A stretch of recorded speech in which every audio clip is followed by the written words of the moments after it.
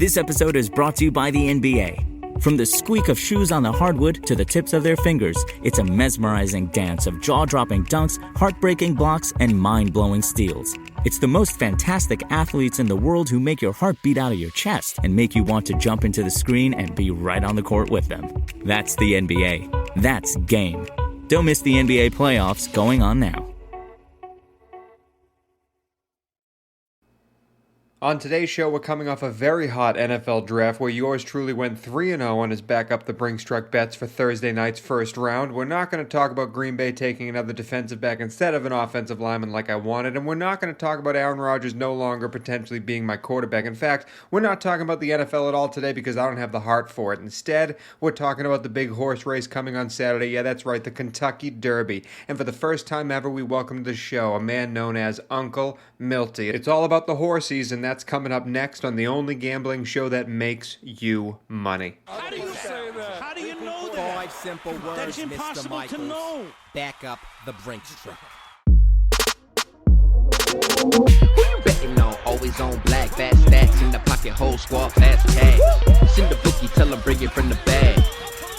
Know we coming for the bag. West Coast, West Coast, West Coast, West Coast, West Coast. C to the G, West Coast gang. Ladies and gentlemen, boys and girls, to the few in attendance and the thousands listening around the world, welcome to the West Coast Gamblers. My name is Tony Cavallo. As always, I'm joined by Matthew Dangles, D'Angelo Antonio, Schaefer the Sharp, Drew Schaefer Crookson, and today is the Kentucky Derby, baby. We have a horse expert coming on to give us all the facts on not only how to bet the horsies, but who's going to win the Kentucky Derby, and a little sprinkling on some Kentucky Oaks action as well, so you can get money before the Derby even begins. I can't wait to talk to him. I can't wait to make our listeners money. Schaefer the Sharp, this is your guy coming in. What do you have to say before we meet him? This guy is like a kind Breaking Bad character, but except in dealing with drugs, he deals in horse racing. He is an expert. He is a wealth of knowledge. I cannot wait to have my main man, Uncle Milty, on the pod.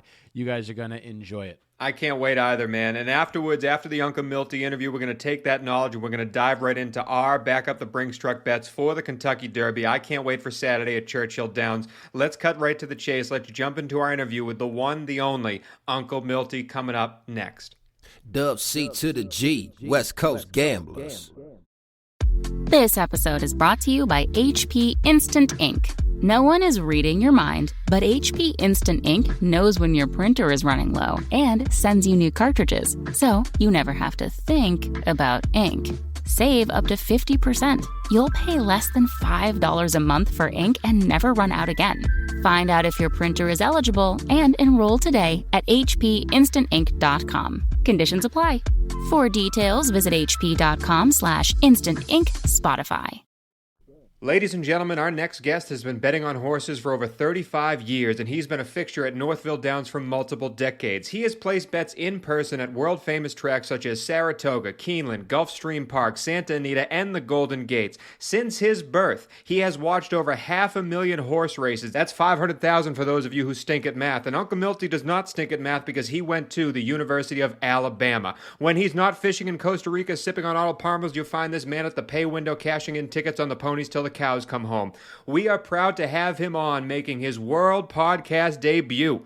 Please welcome the one, the only, the mysterious, the notorious Uncle Milty. Welcome to the show, sir. Thank you for having me on. I'm ready to go. Milty, man, you are ready to go, man. And listen, me and you, we've known each other for a long time. Would you believe I told these guys, I'm not even sure if I've ever actually seen your face. Maybe one time in a fuzzy memory in Vegas. But it's good to see you. Thanks for being here, dude. I'm pumped because it's all about the Derby. It's the biggest horse race of the year. It's the one where everyone comes out of the woodwork to think they're an expert on horses. And we actually have an expert to tell us where to put our money because we are the gambling show that makes our listeners money. Now, Drew talked about earlier that you have some bets for us for races that are before the Derby. Is that right, Drew? That's correct. The Kentucky Oaks is always run Friday before the Derby. It's an all-female race, I believe. That's correct, right, Milty? All females for the Correct. Oaks. They're all 3-year-old fillies. And so we're gonna have some action on that. But before we get into that, for a guy like a Dangles maybe, or for most people listening to this podcast, horse racing can be a little intimidating and complex. Here at the West Coast Gamblers, we love to educate our listeners, and typically we do a Schaefer the Sharp gambling school. I'm going to kick that over to you today, Milty. Milty, because I just want you to explain the listener base, kind of like a Michael Scott. Explain to me like I'm 6. But just the mechanics of horse betting. What's a win, place, show bet, an exacta, a trifecta? You can box them all up. Can you just give us a quick rundown of actual betting on the ponies? Yes, I can. When I first started in horse racing gambling back in, like, say, 1983, when I got out of college, I first started, a person told me just to start betting win, place, and show. And that is the most simplest way to bet horses is win, place, and show. You put your $2 on, let's say, the 10 horse, and if he comes in first, second, or third, you will cash your money. And it's an easy way just to watch the races and maybe get an idea of how the odds work and how much money you can make on betting your win, place, and show. Now, if you do okay in that, then you can move your way into exotic bets like exactas, trifectas, or superfectas. And the exactas, now, those are, just for reference, those are you pick 2 horses, and they have to come in first and second. But if you box those horses, it doesn't matter if they come in first and second. It's just those two horses got to be in pole position, 1, 2, and you get paid out, correct? Correct. If you box, let's just say you box 1, 2. If it comes 2, 1 or 1, 2, you get paid. Typically, as the years gone on, I found that a $3 exacta box, most people play $2 exacta boxes, but I play $3 exacta boxes, and you get 1.5 times what the $2 price is. And a lot of times a $3 exacta box will pay more than a $1 trifecta, which would be half of what a $2 trifecta would pay. So in the long run, I've made a lot more money on $3 exacta boxes than I would have if I tried to play a trifecta instead. Wow, I love that insight. That is some excellent insight. Now, Milty, we're not going to ask you specifically dollar amounts that you may or may not have won in the past, but I think one amazing thing about horse racing is it is kind of a lottery game. You can bet a small amount of money to win a lot of money. So, for example, can you give us just like insight on maybe placing like an $8 exacta box, and one of your horses is 50 to 1 and it comes in? How much could you actually potentially see in a payout? Okay, well, I had a recent, let's just say I had a recent exacta at Gulfstream Park, and I always box the outside 2 horses. Okay, no matter what the odds are, odds don't scare me. I bet 100 to 1s, 99 to 1s. I played a $3 exacta box on 8-9 at Gulfstream Park about 2 weeks ago. The 8 was on the lead at 6 to 1, and it was a short turf race, like 5 furlongs. And there was a horse coming on the outside, and I couldn't see it because it was in the shadow. And he came up and won at 75 to 1. Wow. The $2 exacta 9-8 with a 75 to 1 and a 7 to 1 that came in second paid $695, and I got 1.5 times $695. I'll take it for a $6 bet. Hell yeah. $6 bet. Now see, that's an angle that I've always played, the outside 2 horses. I don't ever get scared by odds. I play 99 to 1s like they're going out of style. It's just the way that I play. I really don't care about odds. I just I'm more of a numbers player. I hate to admit it, Yep. I play 2, 3, and 4, 5 in every race. I don't care what the odds are. Over 35 years, you can look at these forums until you're blue in the face, and they'll find you the 3 to 5s and the 4 to 5s that are going to be first or second. Yeah. But they won't find you that 99 to 1 because his odds or his last 5 or 6 races have not been very good, and that's why his odds are so high. And that's not what scares me. So when I go up and place a bet, if I'm boxing the outside 2 horses, I really don't care what the odds are. I'm just playing numbers. I feel like that could be a tough thing for novice gamblers to kind of get their head around, sort of coming in, being, because you're especially if you're used to betting money lines and spreads and sides and that sort of thing, because it's all about the odds in a lot of those cases. But here, it sounds like you see the advantage to betting the actual numbers instead. You are correct. If a person walked into the track like tomorrow, or not, well, tomorrow, yes, tomorrow, not as much tomorrow, but Saturday, they're there with $20, and they go up and say they see the odds that are really low, and they may want to play a $2 or $3 exacta box on the favorite or the second favorite together. Mm-hmm. They really don't care. They just want to just get some action on the time that they're going to be there. And most of them, they're not there very long. They usually end up only staying to get a couple mint juleps, and then they're on their way. Right. Take a couple pictures in the fancy hats. I do have one question, though, branching off of that story there. For a man who has watched over 500,000 horse races, we have a segment on this show, a recurring segment with our guest called War Stories, where you might go through maybe a close win that just turned into a loss at the very end. Do you in particular have a war story that has stuck with you over your years of horse racing? I have one story. I'll tell you the story. The year that Monarchos won the Kentucky Derby, he was 35-1. Invisible Ink, Todd Pletcher's horse, came in second at like 35-1. I had written down those exact numbers like 3 or 4 times on a piece of paper, and I left the piece of paper in my car, and I had it written down for a $10 exacta box. And when the race went off and it finished, my friend Ty Field was screaming on the phone that we have it, Milt, we have it. And I'm looking through my tickets, and I didn't have it. I looked and I couldn't find it. I wrote it down and I did not play it. It cost us $12,500. I'll never forget it. Oh, God. Hey, Milty, the only thing I'll say about that is thank God Ty was your partner in that, because me and you both know he's not hurting for cash. But that is a rough. Yeah, I'm a well, professional journalist. That's a lot of money. Do you notice how I remember the 2 names of the horses? Oh yeah. Oh yeah. You are never gonna forget the names of those horses. I'm sure. I would take those with me to my grave. They'll be etched on my tombstone as what brought me down at the end of the day. Tony, 1 second. I got to piggyback off that very quickly, because I want to say this one thing, Uncle Milty. So 11 years ago now, 2010 Breeders' Cup. I'm in Vegas at the Wynn Sportsbook, and let's just say we don't really talk about numbers here in the West Coast Gamblers, but let's just say I had $250 in my pocket, and I looked up and I saw Blame was 4-1 to dethrone Zenyatta that year, and Zenyatta was obviously just an insane horse that year, and so I ended up having $250. I put it on 4-1. A $250 ticket to win $1250. And as you know, that race is just an iconic race. Zenyatta starts in the back, as she always did, and she's coming up fast. And I'll never forget the announcer, Zenyatta, Zenyatta, Zenyatta, Blame. And Blame ended up winning by a nose. And I won $1,000. And let me tell you, the people at the sportsbook thought I probably won $1 billion by my reaction. One guy actually was like, "Did you hit the superfecta? Did you hit it?" I'm like, "I just hit a 4-1 for $250." And he's like, "Oh, you're a loser, man." And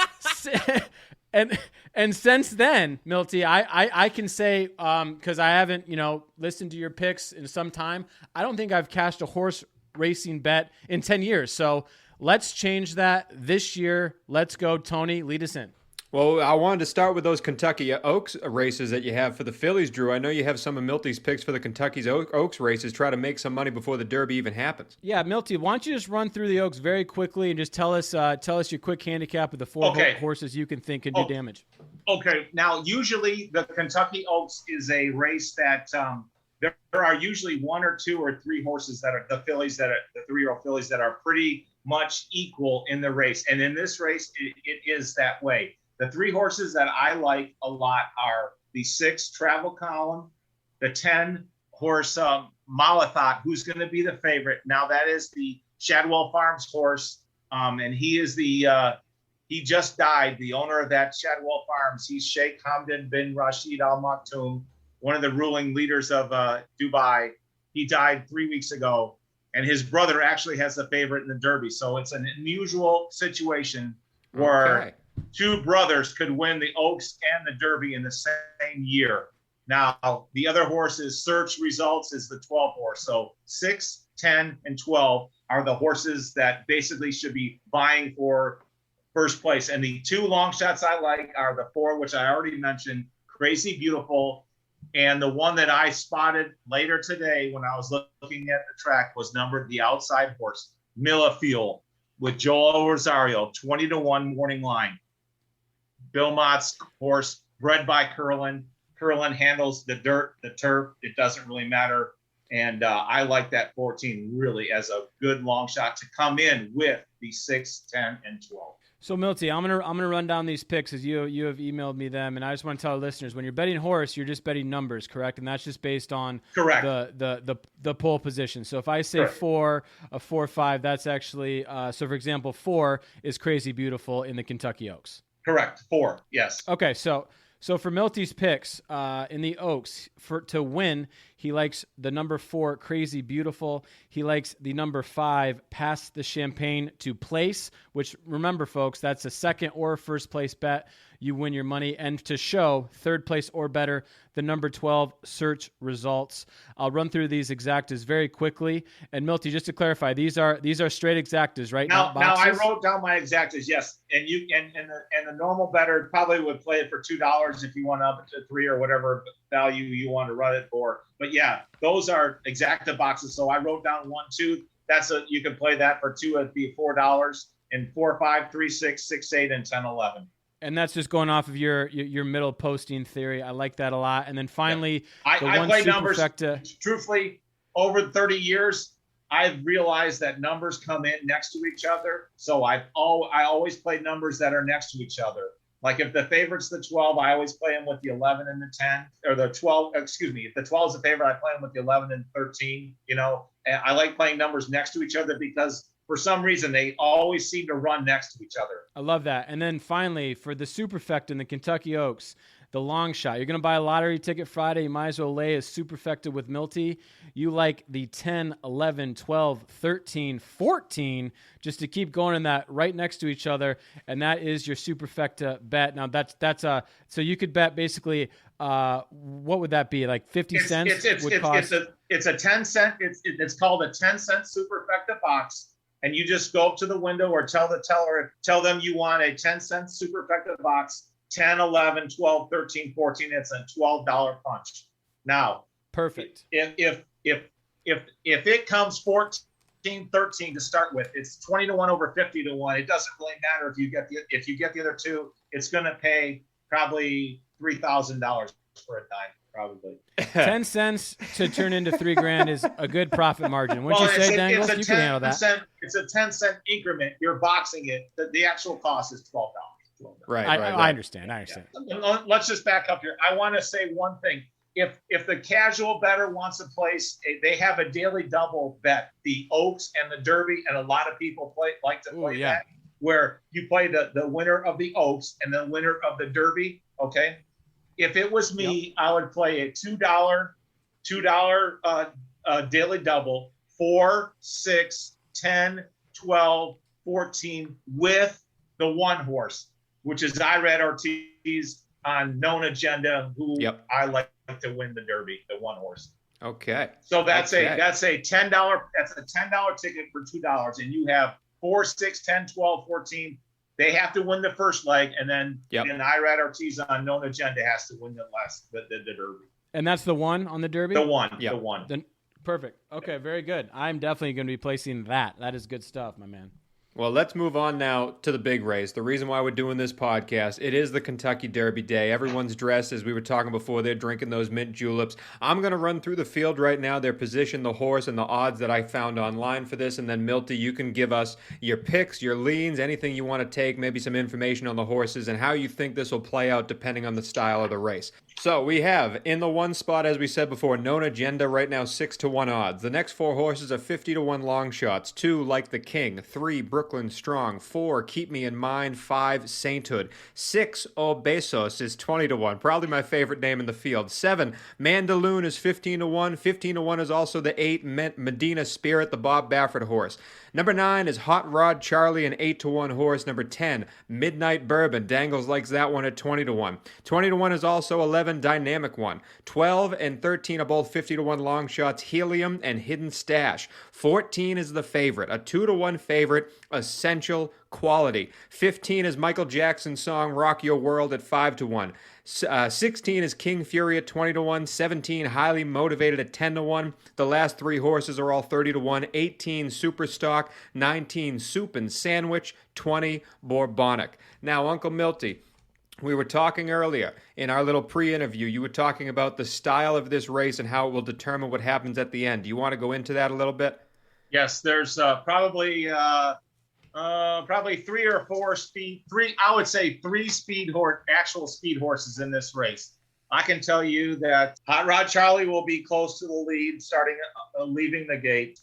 Super Stock is going to be close to the lead, and Soup and Sandwich, the horse that ran a huge race in the Florida Derby, he just got nipped right at the wire by Known Agenda at the wire with Irad Ortiz. Those 3 horses are probably going to be on the lead, and the middle runners, actually the horses that are going to be in the middle, are the 2 favorites, basically. Irad Ortiz on the 1 horse, and number 14, Essential Quality, the Sheikh Mohammed Godolphin homebred with Luis Saez. Now, I have to explain something to you, to the bettors outside that would not know all this stuff, that the 1 horse has not won the Derby since 1986 when Ferdinand with Willie Shoemaker was the last winner. Now, 5 years ago, the 1 horse, Looking at Lucky, was the only horse in the last 20 or 30 years that even hit the board in second. And he was like 25-1. Now, they have a new gate. They have a new gate at Churchill Downs. They used to have a gap between the 14 and 15 a post. Now they bought a new gate in from France, and it's a full 20 horses across. So there's no gap between the 14 and 15. And when they did that, they moved the one post about maybe 10 feet over. They've run 3 races at the meet at 1.25 miles. Out of the 3 races, 2 of the winners have been from the 1 post at 1.25 miles. Wow. The same distance that is going to be run on Saturday. Now, that is a good reason, because you know why? Irad Ortiz, the second best jockey, I think, in the world behind Luis Saez on the favorite. The 2, 3, 4, 5, and 6 are not going to be anywhere around at the start of the race. If it was before and he had to move his way around the rail, he would not be able to get in a position. But now, since the starting gate has been moved over 10 or 15 feet, he has that ability to get up the rail and get a good position into the first corner. He'll probably be, I'm going to guess, 5th or 6th going into the first corner with all the speed horses in front of him. And Luis Saez on the 14 is going to probably be right behind him, tracking him all the way around, with the speed horses going to maybe to the 1/2 mile and 48. If they go 48 to the 1/2 mile, it's going to be a boat race to the finish between the 14 and the 1. That's all I see. Okay, I like knowing that logic. That helps me make some picks in the future. Dangles, you got any questions for Uncle Milty on the Derby? All right, so for a novice bettor like me then, who maybe hasn't bet the ponies many times and maybe just kind of wants to get started, like you said, with a win-play show, it's obviously, it's easy to look at the odds and go, okay, 2-1, that's, plus 200, that's not too bad. Like, I'm going to double my money, but you really want to, I feel like we talked about this being a lottery game, and it's more fun to place some bets on longer shots and try to make a little bit more scratch. So, if you're just kind of trying to get started and maybe just want to mess around with some win-play show bets, where are you looking here just to get started? Who are your favorites? Matt, I'll give you 2 horses that I really like that are going to be off the charts long, 17 and 18. I'll tell you why if you want to know. The 18 horse is Super Stock. The horse won the Arkansas Derby. He was pinned on the inside. He was behind 3 other horses. He didn't get out till like maybe 1/8 a mile to go. Had a lot of dirt thrown in his face, and he went by those horses like they were standing still in the last 16th of a mile. Now, horses don't like getting dirt thrown in their face. A lot of good horses get straight to the lead, and they never get that dirt thrown in their face. When you get dirt thrown in your face, first of all, it gets in your eyes, it gets up your nose. They have a hard time breathing, and this horse went by that horse, like I said, like he was tied to the post. His morning line right now is 30-1. He should not be more than 10-1. This 17 horse, highly motivated. This horse ran a bang-up race in the Bluegrass Stakes. He was on the lead 4-1, and he led every step of the way until the favorite, who was Luis Saez's horse, and the favorite in the Derby, Essential Quality, got him on the last jump. Now, Todd Pletcher's been known Todd Pletcher has been known to. He's a big run name some, in the Derby, isn't he? As I read. Pardon me? He's a big name in the Derby, as I read. Todd Pletcher. Now, Todd Pletcher has He has 4 horses in this race. 4 horses in this race. Now, his best horse, the horse I really like, Known Agenda. I mean, but when he brings 4 horses to a lot of these big races over the last 30 years, a lot of times it's not his horse that's the favorite. It's just like Bob Baffert. When he brings 3 horses, it's not his big favorite that wins the race. He had Indian Charlie, and Indian Charlie went up at 2-1, but Real Quiet won at 13-1 or 12-1 or something like that. It's always the second string horses that these big trainers bring to these tracks, especially in the big races, that they run really, really well. Okay. But the two, if you were to walk up and not know anything about horse racing, I wrote it down. I know one of my boxes. Hold on. I thought I had, did I write down? I didn't write it down. I didn't have enough room, but I was going to write down 17, 18. I'm going to box 17, 18 tomorrow. It's 10-1 and 30-1. If that comes in, you're going to get $1,000. Just don't write it down and leave it in your car, right? Yeah, I was going to say, we know what happens when you... So I do want to ask real quick before you get to it, Drew. I do want to ask, you're talking about the 17 highly motivated, but also the 14 essential quality. Do you ever pay attention to the history of those pole positions and where they do in the Derby? I know the 17 spot has never won the Kentucky Derby. The 14 spot hasn't won since 1961. Does that affect you at all, or do you say F history? Let's put it this way. I know the history. I know that there's certain post positions that don't do very well, like I told you before, the 1 hole, because, no one wants to get the 1 hole. But that was before they have the new gate. Right. Okay. So I can eliminate the 1 position and say, it wasn't a very good position. Now, I will say at the early times of the Derby, there was a limited field and the inside horses dominated. So the statistics that you look at, if you go back and look at the statistics, sure, the inside horses dominated. But if you look at the statistics for the last, like, say, 15 years, the middle to the out has dominated.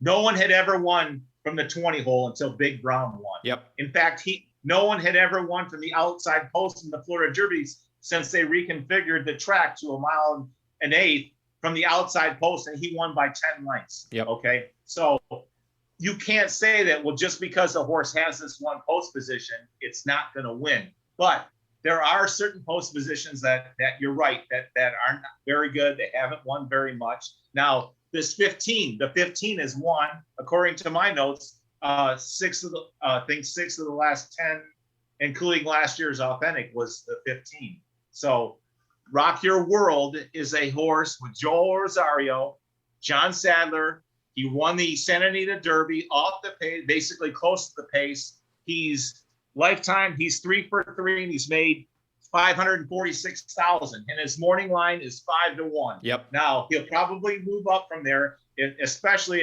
if Sheikh Mohammed's horse, the 14, takes a ton of money, because I just heard Matt is, or the guy from Mac is going to bet $4 million on this horse tomorrow. Whoa. On what horse? On which one? The 14 horse, the guy that owns the guy that owned Run Happy, and the undefeated sprinter. He owns that. He has a mattress factory down in Houston, and he's walking to the track tomorrow, and he's going to be bet between 3 or 4 million on essential quality, and he's going to bet it at the track at Churchill Downs, because he wants to make sure that the Kentucky horsemen get their money. If he bets online, they don't get as much money as he did if he would be there. So yeah, I mean, dokey. That's very generous of the man, and also very ballsy. But I guess if you're a billionaire, what can you do? Right. Milty, you emailed me your picks, so this is the time of the show. We're going to tell our listeners, get their pens and paper out. We're going to go through them here quickly. You gave us some long shots I love. Going off of your win bet here that you emailed me this morning, you have the number 11 to win. That is Midnight Bourbon.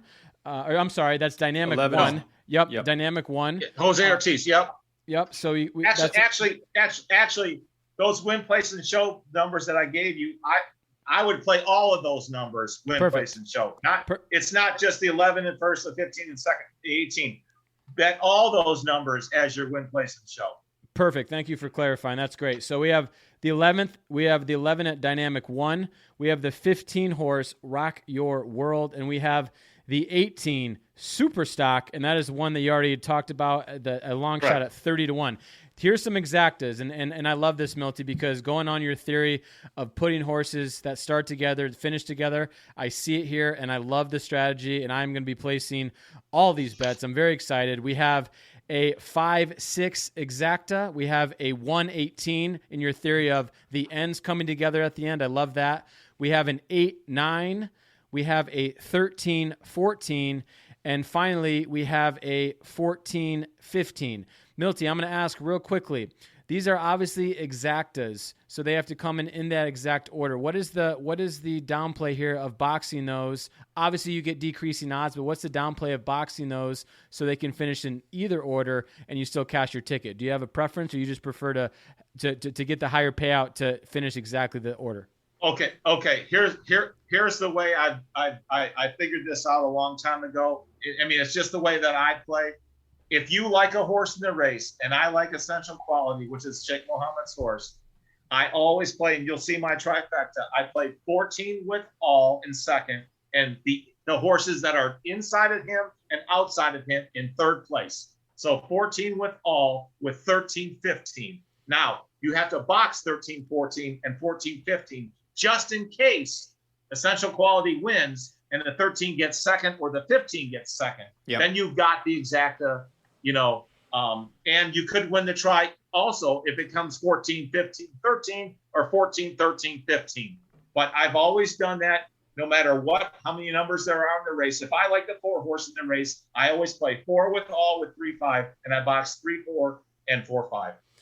That's perfect. And finally, the Superfecta in the Derby. This is the big one that you could be coming home, getting Teslas and jet skis if this thing hits, boys and girls. We have the 16, 17, 18, 19, and 20 in the Superfecta. That's that dime for $12. That's going to pay out lots of money. That is Uncle Milty's Superfecta bet. Milty, man, I know you've got a lot of fellow horse bettors that are going to become fans of West Coast Gamblers because of your appearance on this podcast. We know you're going to spread the love. So is there anyone that might be listening to this that you want to give a shout out to? Yeah, I'd like to give a shout out. You've heard of Murderers Row with Babe Ruth and Lou Gehrig in the 1927 Yankee team. We have our own Murderers Row at Northville Downs, and it's I'll just list the people that are in the Murderers Row. It's Shane, Tom the dog. We got 2 Jims. We got 2 Grumpy Jerrys. We got Frank. We got Gordon. We got AP&D Mike. He bets every horse that's sired by AP&D. His girlfriend, Sarah. We got Brian from Canada. And I'd like to send a special shout out to Frances. She's probably the nicest parimutuel teller I've ever met in my life, and I've seen a lot of them. So keep the good work up, Frances, and keep giving me some winners. That was a fantastic sounding cast of characters right there. They sound like great people just from the names you listed off. I love it. I couldn't tell if they were wise guys or horse bettors, maybe both, but Awesome. Well, I want to thank you for giving us your wealth of knowledge, coming on the West Coast Gamblers. Uncle Milty, it was a pleasure having you. We're smarter people because of what you've just said, and I can't wait to talk to you in the future about the Preakness, the Belmont, and other horse races down the line. And if you're listening to the show after this, the 3 hosts here will be taking the knowledge that we just got and giving our picks for the Kentucky Derby, and that's coming up right after the break. But first, thank you again, Uncle Milty, for coming on. I appreciate it, and hopefully we can get some winners, and I'll see you guys in 2 weeks for the Preakness. Can't Uncle wait. Milty, you're the resident horse expert for the West Coast Gamblers. Congrats, you just got promoted. Dub C to the G, West Coast Gamblers. This episode is brought to you by Philips One by Sonicare. One up your brushing with Philips One. This one is the ideal one for those who are still using an old-school manual toothbrush. To all those people, it's time to take your brushing one level up. The solution is a simple one. It's the perfect timing one. It's the long-lasting battery-powered or USB rechargeable one. The comes in multiple colors to match you one. The one with a subscription that delivers new brush heads for just $5. Your teeth deserve this one. Philips One by Sonicare. One up your brushing.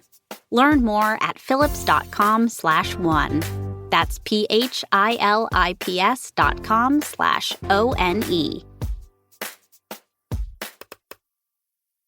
And we are back, and what an interview that was. That man is a wealth of knowledge. There's so much more that he had to say that I can't wait to listen to more. I mean, I feel like I became smarter after listening to that conversation. I think I know what I'm doing now when it comes to the Kentucky Derby. And Dangles, I know you took some of his knowledge very well. You got a couple of bets for us for the Kentucky Derby. So let's make our listeners some money, Dangles. What do you have?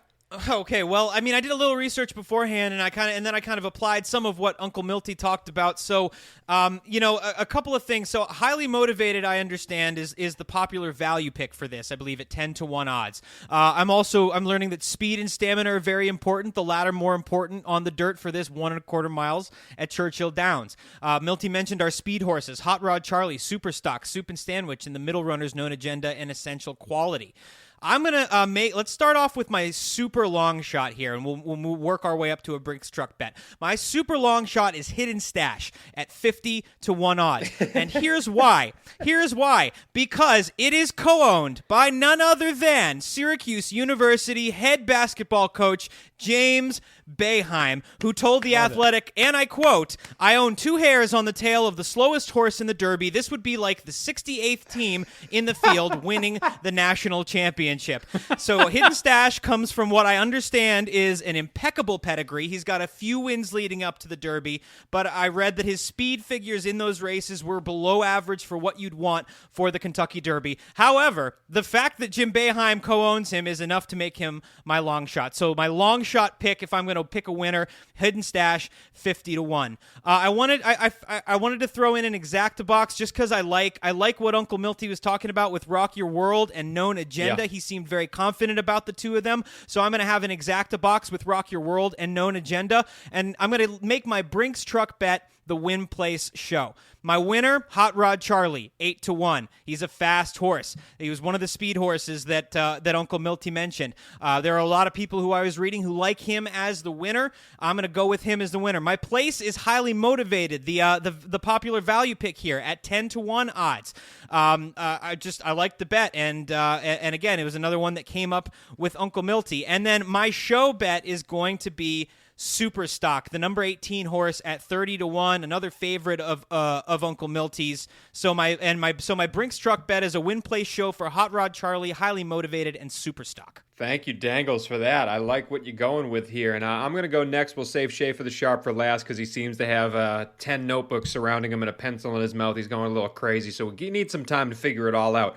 But based on what Uncle Milty said, I've changed my bet already. I was ready to pick a winner and to kind of go with a long shot, kind of go with your favorite name, do the novice thing. But after what he said about moving the gates 10 feet to the right and that one seed not having to deal with the turn right away and having the open lane and also being next to 4 50-1 horses that he gets to sort of have clear ground right from the start of this thing, I'm going with Known Agenda to win. I really like what Uncle Milty said. I like that he also enjoys the horse. Number 1, Known Agenda, is my pick to win. I'm also going to throw a little money down on an exacta box. I'm still a little confused on the exacta versus the exacta box, but if I understand correctly, the 14-15 exacta box means I can get those to finish in any order 1 to 2. And I love Rock Your World. That's correct. I love Rock Your World. I love that Michael Jackson song. I'm going to go with it 15-14. And Essential Quality with the story about the 2 brothers, one in the Kentucky Oaks and one in the Kentucky Derby. I like that too. So Known Agenda to win and a little exacta box with 14-15. Those are my 2 bets.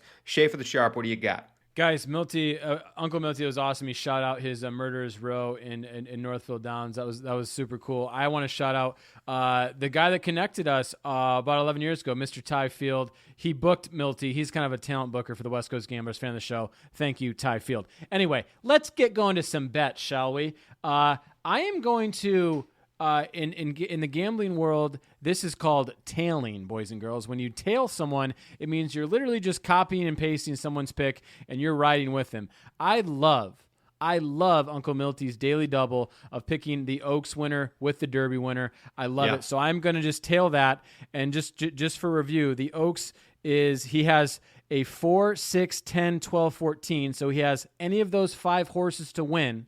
And then I'm going to pair that with not only Milty's favorite, but Tony Square's favorite, the number one on the Derby, Known Agenda. I love I love that daily double. We're going to be on the one. And how guys, how like mind blowing was that gate? Like that's amazing. That's amazing information. That is some great What a great piece of info, right? Yeah, like I that's love only that. you're only going to get that here on the West Coast Gamblers from someone who's bet more than 500,000 horse races in his life. Absolutely. So I'm going to stay with the Oaks for a quick second. I also like so we have the daily double. I'm going to sprinkle something on the number 10 Malfat. Now he's 5-2, but from what I've been gathering, he is the premier horse in this race. So again, not the shortest or not the longest of odds, but I'm going to bet him straight to win, the number 10 horse at 5-2. And finally for the Oaks, I'm going to do a little trifecta box.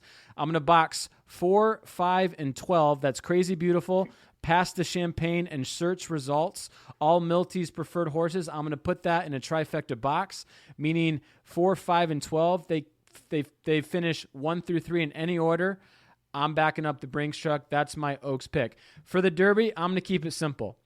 I love win, place, or show. I'm going to tail Milty straight up. I'm going to go with the 11. Dynamic 1 at 20-1. I'm going to go with the 15 Rock Your World at 5-1. And finally on 18 Superstock. I love that. I love that name. I love his odds. 30-1. And my two favorite exacta boxes, the 118, I'm going to exacta box those. They can finish in any order. And I do like 13-14 exacta box and 14-15 exacta box. That's 3 exacta boxes. 3 straight winners. We are ready to bet the ponies, boys. I am jacked up. A little bit. We're a little excited. I'm pumped for it. And those Kentucky Oaks names, Drew, that you mentioned in your little 3 for there, they kind of go together in a sentence. Like, would you pass the champagne and I can search results for Crazy Beautiful, if you know what I'm saying. But that's it. I love it. But that's it for the Kentucky Derby show. Thank you, Uncle Milty, for coming on. For Tony Cavallo, for Matthew Tangles, D'Angelo Antonio, Schaefer the Sharp, Drew Schaefer, Crooks, and it's all about the ponies today. We're going to be winning some money on Saturday. We are the only gambling show that makes you money. We are the West Coast Gamblers. And as always, we got a big show coming next week, potentially. Cross your fingers for us, folks. I'm excited what the future brings. Again, we are a proud member of the Evergreen Podcast Network. And as always, thank you for listening. Who you betting on? Always on black, fat stacks in the pocket, whole squad, fast cash. Send the bookie, tell them bring it from the bag. Know we coming for the bag.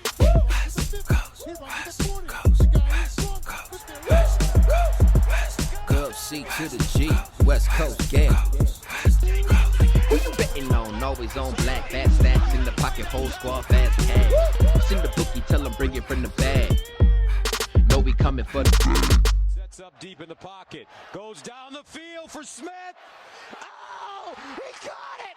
Smith, touchdown, 85 yards. Dub C to the G, West Coast Gamblers.